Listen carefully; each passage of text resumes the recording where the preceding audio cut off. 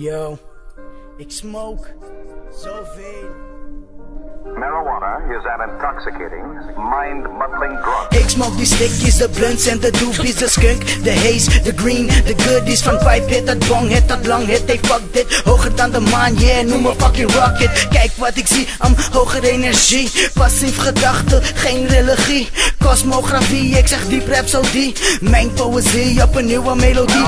Yes, je bent blessed, je bent puur natuur. Scheikundig reactie, element vuur. Jij bent de kuur, jij bent cultuur. One world, one love, yo, geen conjectuur. Mijn negers, homies, chicks, die blazing.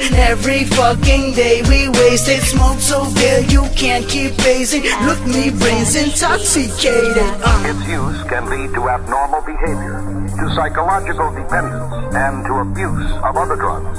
The human brain, after all, is made for thinking, not fumigating. It's hardly a tinker toy for experimenting with drugs. This has been a public service message of your local station.